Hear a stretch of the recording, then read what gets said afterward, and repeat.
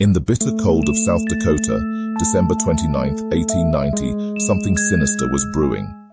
The U.S. 7th Cavalry Regiment had surrounded a camp of Lakota Sioux at Wounded Knee Creek. Their official mission? Disarmament. The reality? What followed would become one of the most disturbing cover-ups in military history. The Lakota, already weakened by hunger and harsh winter, had surrendered peacefully. But tension filled the air as soldiers began searching their teepees. A deaf Lakota warrior, Black Coyote, hesitated to give up his rifle. It had cost him money, and he couldn't hear the commands. In an instant, a shot rang out. What happened next was pure chaos. The cavalry opened fire with heavy artillery, including Hotchkiss guns. These weren't just shots fired in combat. This was systematic execution. Women carrying infants were gunned down as they ran. Children were shot at point-blank range. The elderly, unable to flee, were murdered where they sat. But here's where this dark tale takes an even more twisted turn. 20 soldiers from the 7th Cavalry received the Medal of Honor, America's highest military decoration, for their actions that day. Let that sink in. 20 medals for what? Killing unarmed civilians. These weren't medals of honor, they were medals of shame. General Nelson Miles, who investigated the incident, was horrified. He wrote, "I have never heard of a more brutal, cold-blooded massacre than that at Wounded Knee."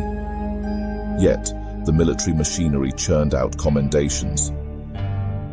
The aftermath was equally disturbing. Bodies were left to freeze in the snow for days. When a burial party finally arrived, they found a baby girl still alive, protected from the cold by her dead mother's body. They named her Lost Bird, but her survival story would end tragically in poverty years later. Some soldiers later confessed their guilt. One wrote in his diary, "I did not like the work, but I had to obey orders."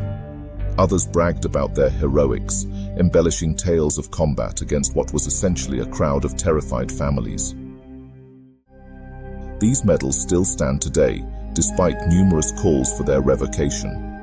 Each one represents not valor, but a desperate attempt to legitimize what was essentially mass murder. The Lakota called it Wounded Knee. History should call it what it was, a massacre that was rewarded. The most chilling aspect? The medals created a dangerous precedent.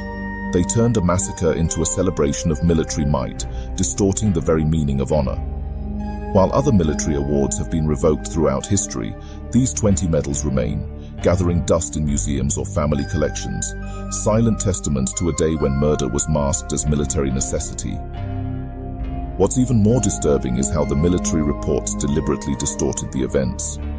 Official accounts claimed the Lakota initiated the conflict, despite overwhelming evidence to the contrary. Soldiers who participated in the massacre were quickly promoted, their careers advancing on the blood of innocents. The impact of these medals extended far beyond the immediate aftermath. They set a precedent for how military actions against indigenous peoples would be viewed and rewarded. The message was clear. Violence against Native Americans wasn't just acceptable, it was commendable. Years later, documents emerged, revealing that some officers had actively lobbied for these medals, knowing they would help whitewash the massacre. They understood that medals of honor would transform their actions from war crimes into acts of valor in the public eye. Today, these 20 medals remain the most awarded for a single engagement in American military history. They stand as a dark reminder of how institutional recognition can be used to legitimize atrocity, and how the highest military honor in the land was used to cover up one of its greatest shames.